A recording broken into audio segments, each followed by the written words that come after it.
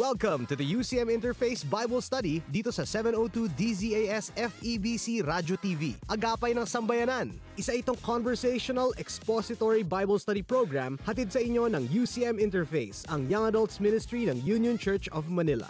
We do our best to study context and let Scripture speak for itself. Ang programang ito ay isang teaching ministry ng Union Church of Manila, a church of many nations committed to making disciples who are transformed by the gospel of Jesus Christ. But before we start, salamat. Thanks for joining us. And kung trip nyo itong ginagawa namin, please subscribe. Daniel chapter 2 tayo ngayon. And before that, introductions. My name is Gutch. I am a commercial voice artist. I am Josh. I'm a fund manager. I'm Rainier. I work at Union Church of Manila as a director of the Young Adult Ministry.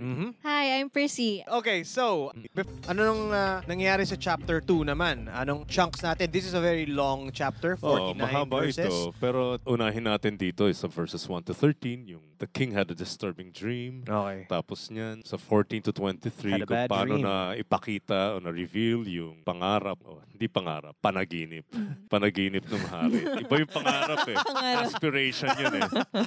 Ang aspiration niya maghari habang buhay. But that of course is not gonna happen. Tapos dun sa panghuli, 24 to 49, ito na yung interpretation ng dream. So saying what the dream is, tapos yung interpretation by Daniel. Tapos pagkatapos, sa dulo, yay! Promoted. You think it's happy ending? I'm not sure. Pero isipin lagi natin dito sa Book of Daniel, the overarching theme is the sovereignty of God. Right. Nakita natin yan sa chapter 1. Sinabi, Nebuchadnezzar, king of Babylon, came to Jerusalem and besieged it. Pero biglang verse 2, and the Lord delivered Jehoiakim, king of Judah, into his hand. Akala natin ang kumikilos si Nebuchadnezzar. Actually, no. It's God moving. Verse 9 ng chapter 1, God had caused. Verse 17, God gave knowledge and understanding. Ang kumikilos, Diyos talaga. Right. May kita na naman natin yan sa chapter 2. That's actually in every page of this book. Yung, that theme Across of God's the whole sovereignty. Daniel.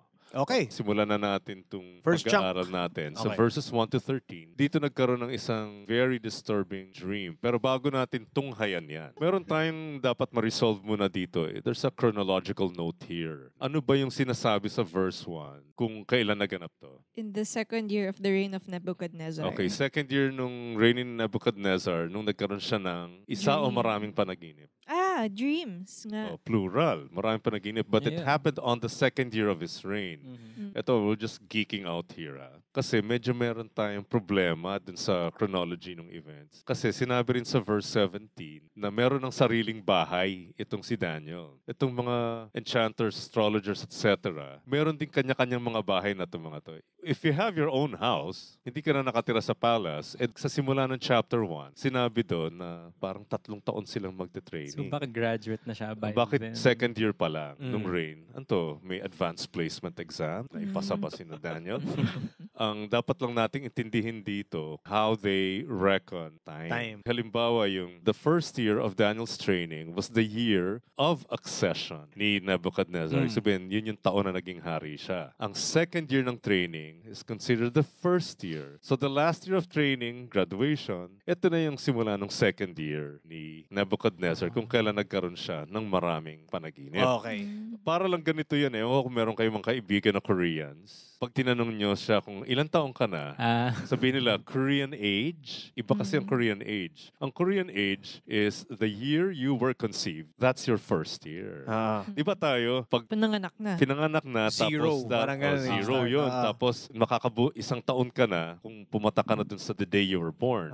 Hindi ganun ang kanilang reckoning. Which is very interesting considering there's a lot of discussion about whether in the womb you are really living. Yeah, sa culture kasi nila, iba yung reckoning of time. Isa pang halimbawa dito, Jesus died on a Friday. Good Friday, Good Friday. kung tawagin natin. When did Jesus resurrect? Sunday. If you base it on how we reckon time, Dalawang araw. magiging Friday to Saturday is 1 day. Saturday to Sunday is 2 days. Bakit 3 third day? days. Dapat yon magiging Monday. Okay. Kasi nga, hindi ganun yung reckoning nila ng panahon. Tama. They count Friday as the first day, Saturday is the second day, third day is Sunday. Sunday. We start our day 12 midnight. Yung Sila count nila hindi. parang 6 p.m. 6 p.m. So iba, importante lang malaman natin, teka, bakit second year?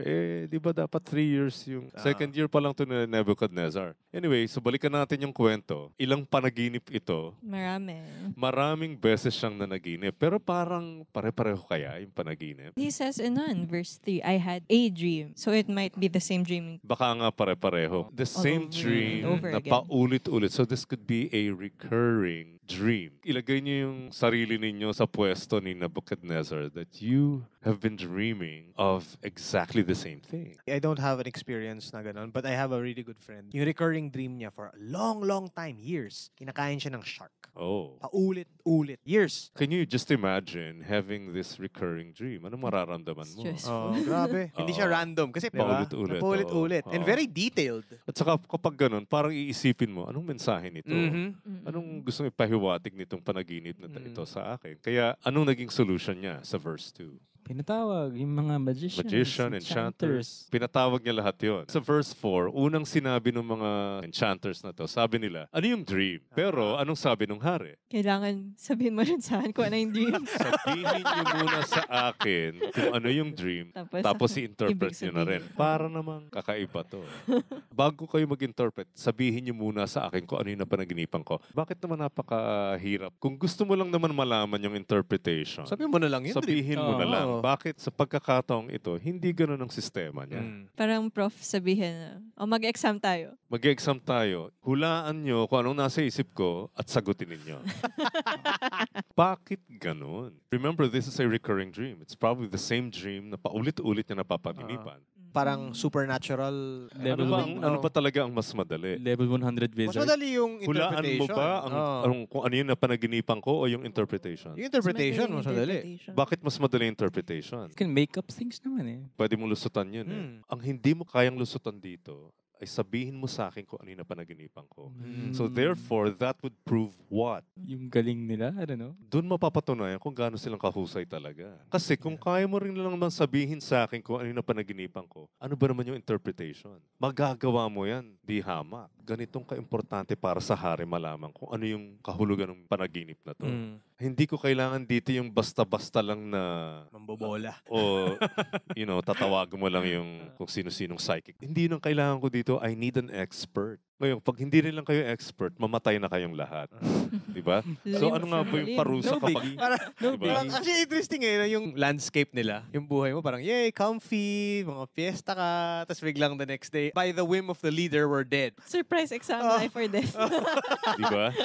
Hindi lang sila basta-basta mamamatay kasi even after they're executed, Houses shall be laid in ruins. lahat, pati properties nyo, kailangan Pamilya mawala nyo, na rin. patay din yung pamilya In other nyo. words, buburahin kita. Talaga mawawala ka dito. Alam mo, meron silang ganyang tendency maski nga later on sa mga susunod pang chapters, may kita na naman natin to na kung paano kung mambura talaga na pati pamilya wala. Ngayon, ano kaya ang naging response ng mga astrologers na to? Masyadong mahirap naman. Masyadong mahirap. Tingnan niyo yung verse 11. The thing that the king asks is difficult and no one can show it to the king except the gods, whose dwelling is not with flesh. Okay, Ano, no? anong kahalagahan ng sinabi niyan sa verse 11? No one on earth. Yung knowledge na to will not be something from human knowledge lang. Galing lang sa mga gods. Oo, I mean, Remember how plural ang yeah, gamit nila dito. Meaning, anong kanilang worldview? They're polytheists. They are polytheists. Right. Naniniwala sila sa maraming Diyos. At sinasabi nila, unang-una, yung kakayanan na to, wala sa amin Right. bilang mga tao. Kakayanan na to, nandun lang sa mga Diyos. Ano pa yung problema? Read verse 11. They don't dwell with us. Wala tayong connection sa kanila. They don't dwell among us. Hindi nga sila nakatira dito sa atin. Tingnan niyo yung theology agad nila. Ibang-iba ito sa pinapakita dito sa Daniel. Kasi dito sa Daniel, it's all about God's sovereignty, meaning He's there. Kasi yung hari dito has absolute power.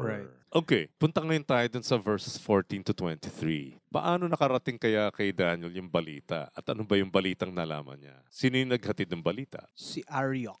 Sino si Arioch? The captain of the king's guard. So interesting lang yung scene in my head. Kasi hindi niya alam kung ano nangyari. Ngayon lang niya nababalitaan eh. Through Arioch. Through Arioch, which means he wasn't part of the group na pumunta No. doon sa harap ng hari.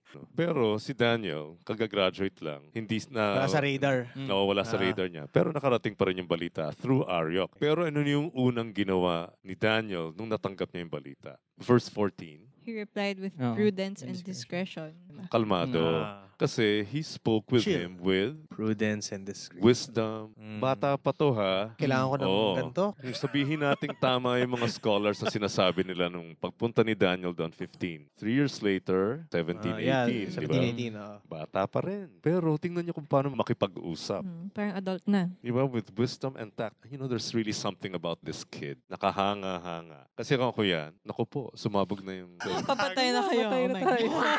Diba? Parang, hindi siya ganun eh. Ano ginawa ko? Ano yung tinanong ngayon ni Daniel sa verse 15 kay Ariok? Why is the decree of the king so urgent? Tsaka bakit napaka-harsh naman daw nung decree? Right. Pinaliwanag ito ni Ariok kay Daniel. Pero tingnan ninyo, ano ngayon ang naisip ni Daniel sa verse 16? Kausapin ko na nga to. Grabe, no? Dimiretso sa hari. Matapang eh, no? Matapang tong bata. Oo. Yung unang description kasi, he spoke with Ariok with wisdom and tact. Hindi ito mayabang. How Right. he Oo reacts, nga eh. di ba? Magandang Ganun. point yan. Di ba? Kasi, Yun na, di ba? In times of crisis, di ba? oo. Mas dami kong kailangan matutunan dito. Mga prudence Ah. and wisdom na But ganito. crisis does not Chill make the lang man. eh. It reveals Okay. the man. Oo. At ano ngayon, nung humarap siya sa hari, anong sinabi niya sa hari? Na ipapakita ko sa'yo yung interpretation nung napanaginipan mo. Dito pa lang ba confident na siya? Mukha. Mukha, no? O kasi sinabi niya agad eh.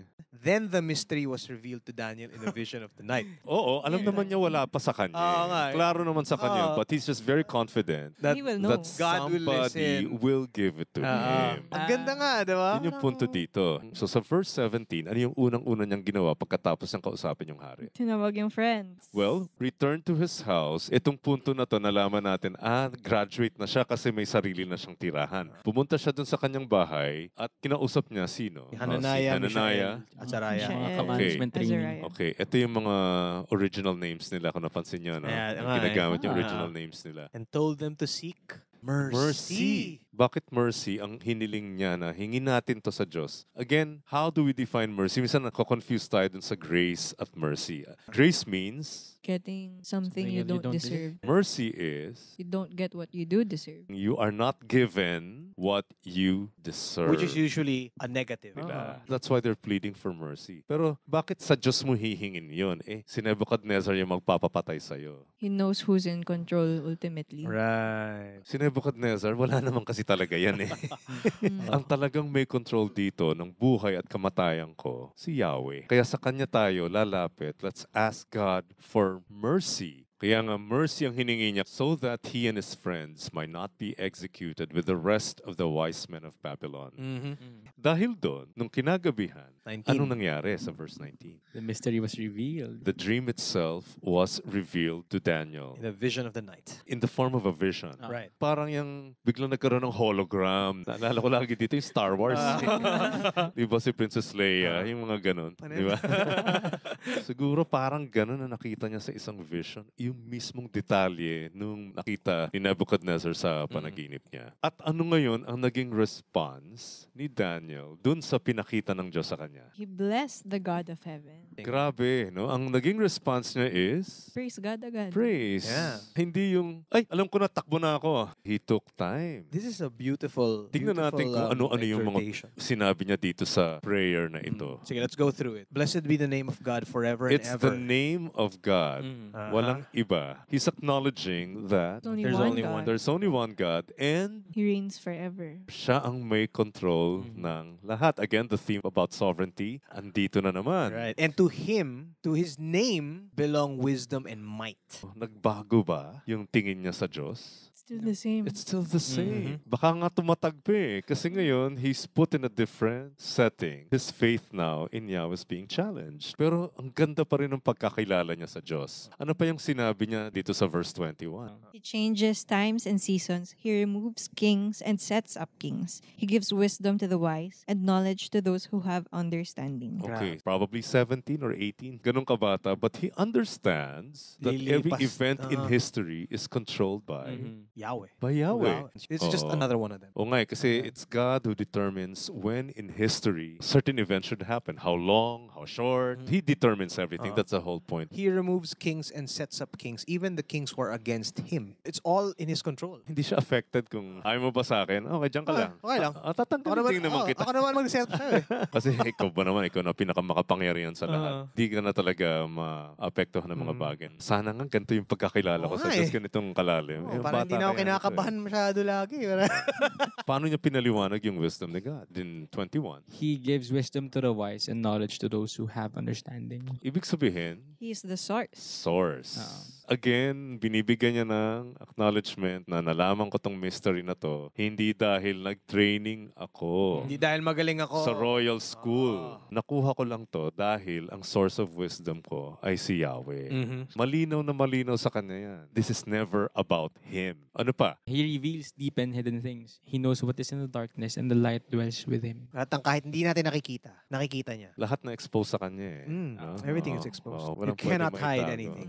This speaks about the omniscience of God, Yeah. that He's an all-knowing God. Hindi siya nasusurpresa. Ngayon, tuloy pa natin. So verse 23, To you, O God of my fathers, I give thanks and praise, for you have given me wisdom and might, and have made known to me what we asked of you, for you have made known to us the king's matter. okay, pasalamat na siya in advance na Okay. ito eh, sasabihin ko na to eh. Kaya salamat thank na you, sa'yo. thank you. Thank you. Natuwa ako dito sa kanyang description, God of my ancestors. Ano kayang kahalagahan ng phrase na yon? It shows how he's been faithful. May history ka na sa amin eh. History of faithfulness. Yung mga kwento pa ng mga lolo namin mula pa kay Abraham. Nalala ko tuloy yung song na dakila ka mula pa sa ugat ng aking lahi. Oh, that's such a good Grabe. line. That's such a good line. Ugat ng aking lahi. Tamis. Oo. May history siya. Ang theology ni Daniel nakabase hindi lang sa mga nababasa. Nakita Nakabase niya. sa karanasan. Napatunayan na to ng mga tatay ko, lolo, Lolo ng lolo. lolo ng lolo, hanggang sa simula kay Abraham pa. Hindi kasi ako lumaking Christian. Pero nakita ko yung wife ko, lumaking Christian. And generations yan, no? 4 generations. So yung when they tell stories about yung lolo nila, yung dad ng lolo nila, napaka-encouraging and thinking na maybe one day, that's what they're gonna tell Right. about me. When I'm Yeah. 80 plus Right. years old, 90 plus years old, yeah, si Lolo Gucci. Ganito yung kwento niyan. Kaya ang ganda-ganda nito. Sana pag nagpe-pray tayo, alalahanin natin tong phrase na yan, the God of my Ancestors. ancestors. Mhm. Sana nga, maging ganyan din yung testimony natin. Now, Now, kilabot naman. diba? Ang ganda kasi eh. Kasi tinutuloy mo yan eh. Tinutuloy mo yung kwento. Diba? Down the generations. The bigger picture. It's not just Oo. about you. Yeah. Right. Puntahan na natin yung last portion ng ating study, the revelation ng dream and the interpretation, verses 24 to 49. Pinuntahan nga niya si Ariok, sabi niya, pwede ko nang sabihin, kaya please, do not execute the wise man. Dalhin mo na ako dun sa hari, ibibigay ko na yung interpretation. Dinala naman siya ni Ariok sa hari, tapos paano yung introduction ni Ariok sa verse 25? Ariok brought in Daniel before the king in haste. Madalian to. Madalian. Siguro si Ariok concerned din dun Oo sa nga eh. mga servants. Oo. Parang ayaw niya siguro gawin din eh. Oo, wag naman. Kilala ko yung mga to eh. Oo, kaibigan Kaibigan ko yung mga to, papatayin ko sila. So somehow, baka nagkaroon din ng pag-asa si Yeah. Ariok. Paano yung introduction Can you niya read? kay Daniel? And I have found among the exiles from Judah a man who will make known to the king the interpretation. Okay. Ulitin natin ano yung description? I have found among the exiles. Exiles. Sagot ni Daniel sa verse 27. Yung tanong sa kanya nung hari, Oo. kaya mo bang sabihin sa akin kung ano yung panaginip ko at Oo. yung interpretation Oh, niya? yun. Parang meron siyang ibang agenda eh. To make known to Nebuchadnezzar, the Ah. God in heaven. Evangelist si Yes. Daniel. Kasi lahat nga ng ginagawa niya is for God. God's glory. Right. Grabe, no? Ang ganda nito kasi related to yung sinabi naman nung Chaldeans dun sa verse 11. The thing that the king asks is difficult. No one can show it to the king Oo. except the gods Oo. whose dwelling is not with the flesh. Tapos pasok si Daniel. There is a God in Oo. heaven who reveals mysteries. Para dun sa mga servants na yun, astrologers, etc. Hindi nga nakatira yan dito mga Ah. Diyos na yan. Paano na malalaman yan? Wow, pero ito hindi this God of the heavens, nandito rin. Pwede ko pa rin siyang makausap. Pwede ko pa rin siyang hingan ng tulong. So, ang ganda kasi dito, ang goal talaga ni Daniel, it seems that this is about God's glory. Kumbaga, bonus na lang yung hindi tayo mapatay. It would be cool if we don't die. But it's for the glory of God. Oh. Sabi nga dun sa Psalm nung 115 verse 1, not to us, O Lord, not to us, but to your name be the glory. Sa 1 Corinthians 10:31, whatever you do, For the glory of do God. it all for the glory of God. And even says, it's not because of any wisdom that I have more than the living. Right. It's not me. It's this God. That's true. It's my God who will reveal it to you. So yung humility na yun. Right. Diba? It's never about him. Pointing Never to God about lagi. him. Laging si God. Okay, so yung dream na. Tingnan na natin kung Ah. ano nga ba yung dream. O sige, let's describe kung ano yung nakita. So Oh. merong ano. This image, mighty and exceeding of brightness, stood before you, and its appearance was frightening. Okay, so scary. Malaki to eh. Scary, Tapos, yung ulo daw ay Gawa sa gold. gawa sa Gold. ginto.